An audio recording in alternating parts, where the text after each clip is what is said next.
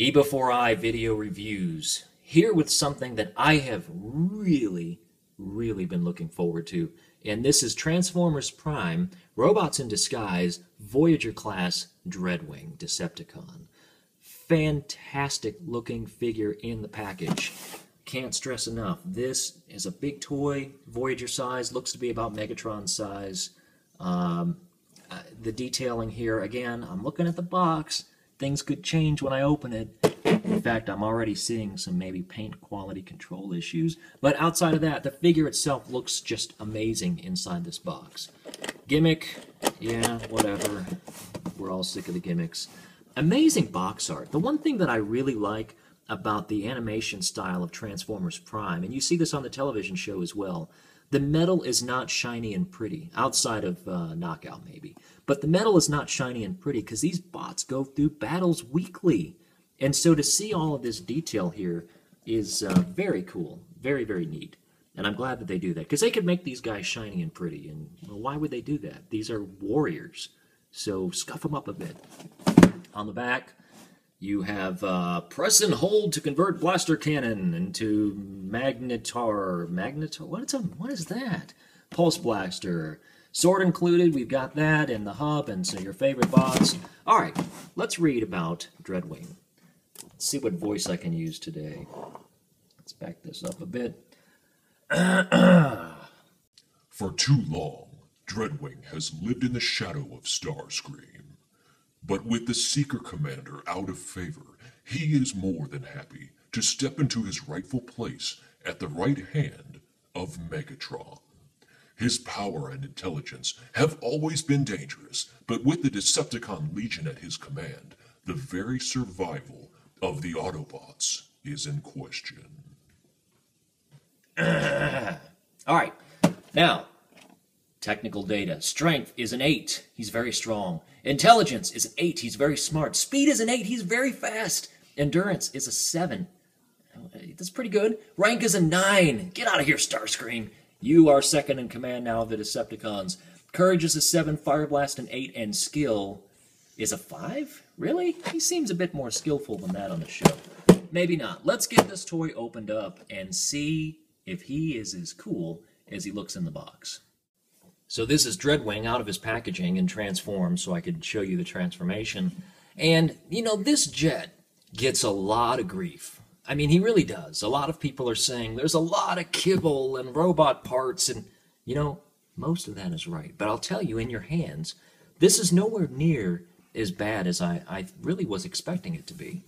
You know, from most of the sides, it really is a fantastic figure. I mean, that's a great-looking jet mode. Notice where my thumb... Oh, food's done. Sorry about the beeps. But notice where my thumb is right here. And it's covering the worst part of this mold. And that's his hands. His hands are sticking out of the back, and that just looks awful. I mean, it really looks terrible. Now, when I first saw this guy in video reviews and in pictures, I kept thinking, well, why don't you turn the hands or do something with them? And I'll tell you, no matter what you do, it just gets worse and worse. And I really think that face down is going to be the best that you're going to get this. Now, could you pluck these things off? Maybe, but I don't want to do that to my figure. I'm not sure if they come off or not, and I really don't want to break him, because I really do like this figure despite that major flaw in his vehicle mode. Now, another thing that people complain about is this piece here on the bottom, and that really ends up being his waist, kind of split and up underneath the jet. But, you know, I don't have an issue with that. To me, again, anytime that you're holding this jet, you know, you got your hands to where you're really looking at the top of it most of the time. So underneath, I don't have an issue with that. I don't. You know, so the rest of the kibble, and the legs don't bother me either. I mean, it's a jet that turns into a robot. And so you're going to have some robot parts underneath. And I think for the most part, it's designed very well. The way that the arms go up underneath the legs, and the little hollow bits in the legs here cover the arms, I think that works out pretty well. You have landing gear that moves in and out, which is a nice touch. These are not real wheels. If I can focus in, it's just molded plastic, so you're not going to get any real rolling. But it looks nice. I like those. It's a nice touch.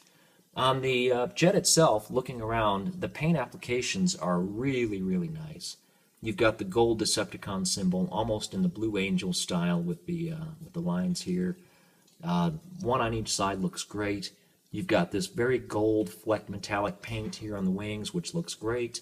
You've got gold here on the back, again, which looks fantastic.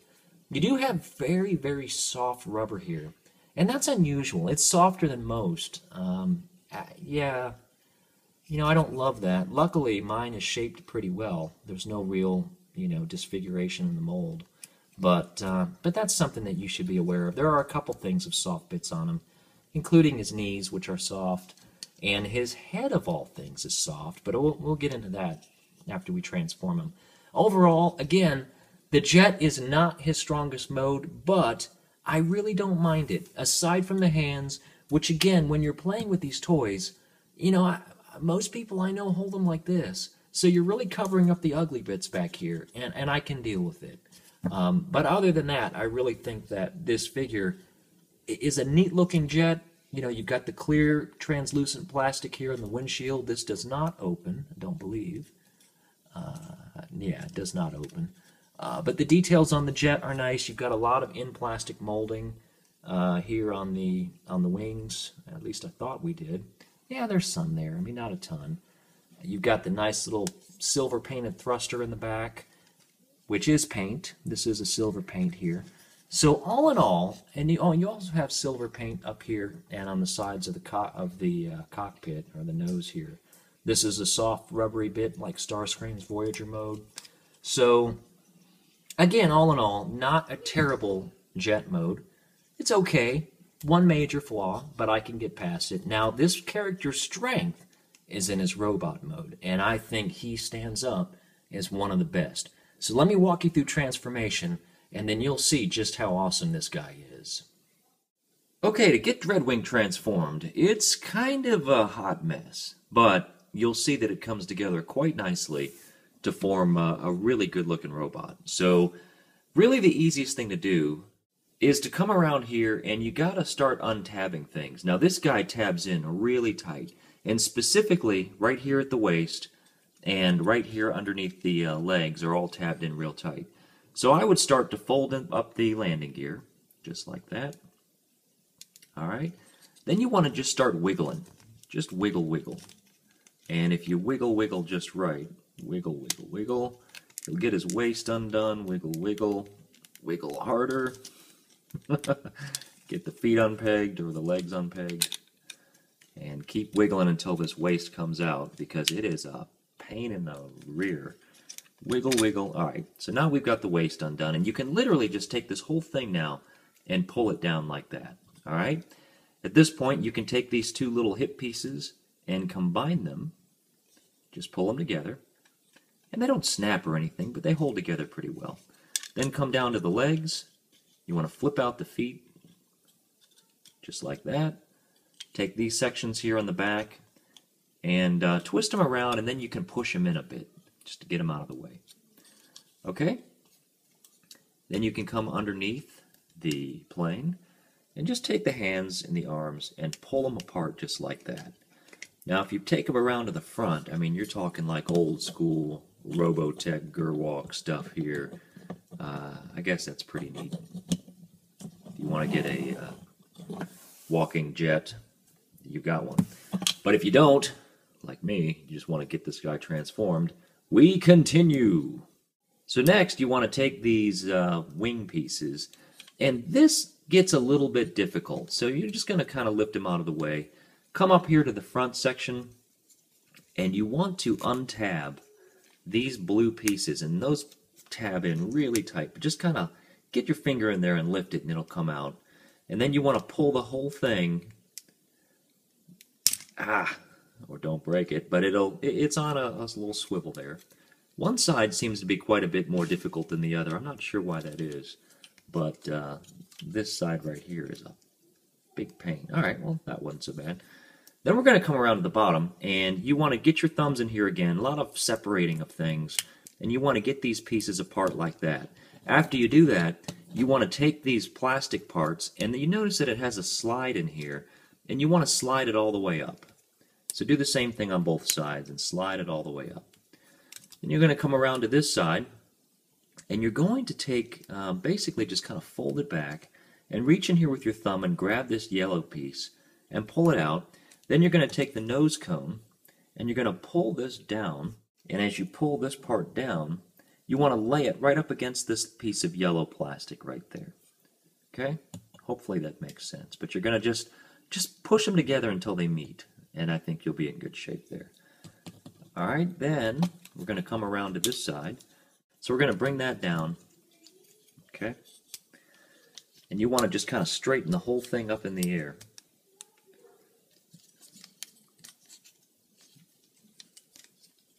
There we go. So you want to get that whole thing up like that. You can pull the head straight up.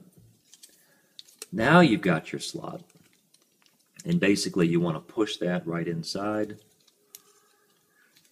Just like that. Get the wings out of the way again. The wings really do tend to get in the way of this transformation. And really what you can do here is you got to pull them down, and here's where the soft plastic comes in. These things, the plastic wing bits are in the way here. My cat is meowing horribly in the background. But these plastic bits are in the way, and you basically want to kind of squeeze these things in, and ultimately you want to get this whole piece up. And to do that, you need to bend these wings down a bit, and eventually you'll make that clearance. Eventually. I'm telling you, it really is a hot mess, but you'll get it. Okay, so now you'll have a lot more clearance to be able to slot that yellow part through to where you can tab in this waist, just like that. Okay, I promise that was the hardest part of this whole transformation. The rest should be pretty easy. So after you've got that slotted in, you're going to just angle this part down, and you've got these back wings, and you're going to just, they're on this hinge, and you're going to fold them so that they angle kind of flush up against the robot, like that. I'm going to do the same thing on this side, and once you've got them kind of angled in, you're good until later on. Continuing transformation, the rest is very easy. Just going to open or swivel these arms down on the ball joint. Put the arms like that, so the ball joint is facing down. Turn these shoulder pads. Okay, and you want to lift these arms up as high as you can in the sockets. Just as high as it'll go. Alright? Same thing over here. Just get it right up in there. Now you want to go ahead and adjust the forearms to where these little spiky bits are on the outside. Then he can bend his arm. So then you want to take the hand and swivel it. Same thing on the other side. Turn it like that. Swivel the hand. Pop that back in. So the only thing left at this point really is to take his head, and you really just want to bring this down just like that, and it doesn't snap, it just lays in front, but it really is a perfect fit there. Okay? And then you just want to adjust everything. So what you end up with is a nearly perfect robot mode of Dreadwing. Now, I can't tell you how fantastic this robot mode looks. I mean, this guy looks wonderful. And I mean that in every sense of the word. This guy turns into a fantastic representation of Dreadwing. Now, taking a look at this figure, you'll notice that there's not a lot of paint happening on this guy in robot mode. Again, the plastic is all colored, so you've got the blue plastic. You've got the floppy bits here up on top. You do have a very nice painted face, which is very, very, highly realistic when it comes to comparing it the way that he looks on the TV show. The one odd thing about this, and I've never seen this in a Transformer, is that this whole head is rubber. All of it. The whole thing. And it sits on top of a plastic set of light piping here. So you have to be real careful. I don't feel comfortable grabbing this head and turning it unless I grip it real firmly from the sides here and then try to move it, because otherwise it feels like you're moving the plastic in the front, the kind of rubbery feel, around the hard plastic on the inside, and the last thing I want to do is have that thing break or become off-center, because I can imagine it would be nearly impossible to get it lined back up again.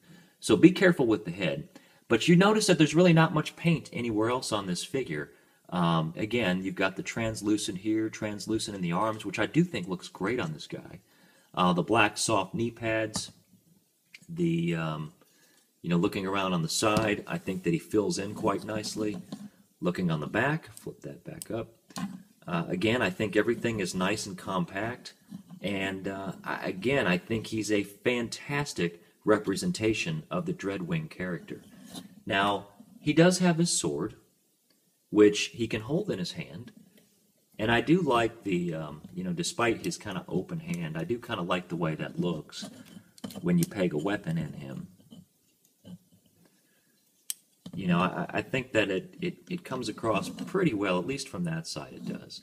Now, you also have the ability, you'll notice that you've got these open pegs right here, so you can take the sword and you can give him kind of a sword arm, which I do think is pretty neat.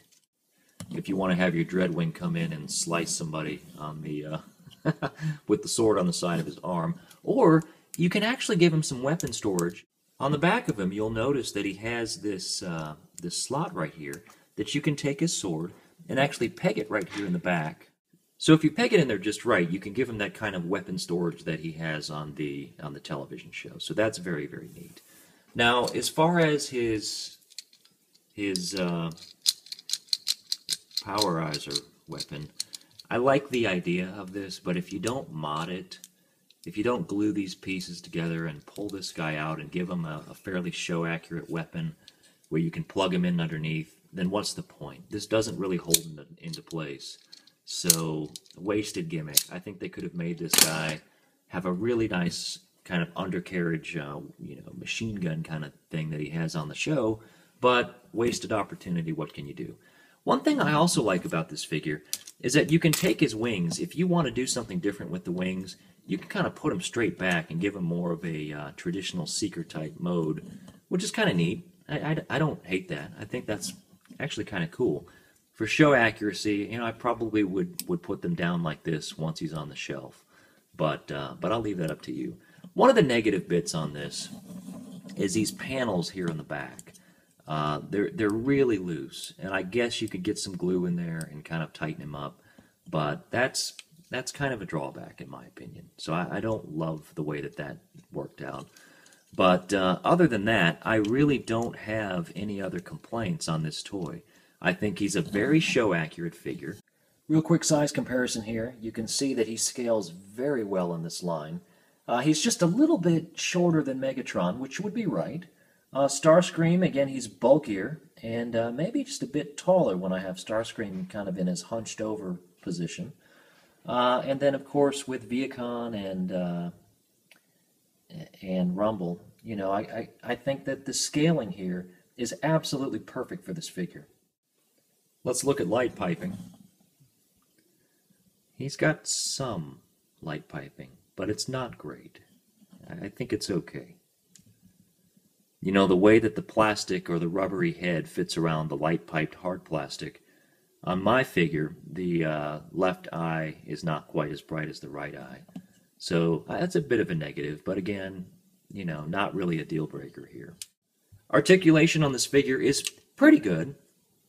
Not bad. You've got a full range of motion on the arms, but and they are on a ball joint, but because of the shoulder piece, you're going to kind of move it around a bit when you're moving his arm. So, that's kind of a drawback. It's kind of the same thing we saw in RID Bulkhead. If you look at him from under here, again, the arms look a little bit wonky, but if you hold them upright, I think it looks fantastic. You do have the joint here in the elbows. You don't get any waist articulation. You've noticed in this review this comes unpegged pretty easily, so you want to make sure that just kind of stays in place. But you do have the swivel here on the right below the shoulder. You have the hinge in the arm. For the legs, you've got full range of knee and leg articulation. So I think there's a whole lot of things and a whole lot of neat poses that you can get this guy in. If you spend just a few minutes getting it just right, you can get this guy posed up really well. So my opinion of Dreadwing as a toy, the jet mode, okay, not bad. The hand part to me is nearly unforgivable, but it's okay, I can get past it, and it is what it is. Robot mode is really where this toy shines. He's a bit loose as far as the panel flaps in the back of the wings. The waist can come separated very easily. But again, not a deal breaker. I think as far as from a look standpoint, to have this figure on your shelf, must buy. Fantastic. You see this guy in the store, you pick him up. Or if you want to spend a little bit extra, you can get him on eBay and Amazon and such. Now, if you want to use this figure as a toy for young children, I don't know that I would recommend him because he's got some problems. He's real loose. I think this guy's going to come back to you broken a few times with you having to play the repair parent. So some warning there. Adult collectors, perfect toy, great representation. Kids need to be a little bit older, I think, before you give them Dreadwing. So that's my review. Thank you again so much for watching. I appreciate each and every one of you for everything that you all have done for this channel. The views I've been very impressed with so far. We're a few months in. Things are going great. To help me out, you can click subscribe. Give me a thumbs up if you enjoy the review. Leave comments. I love that. I'll answer every single one of you. Thank you again for watching. We'll see you next time real soon.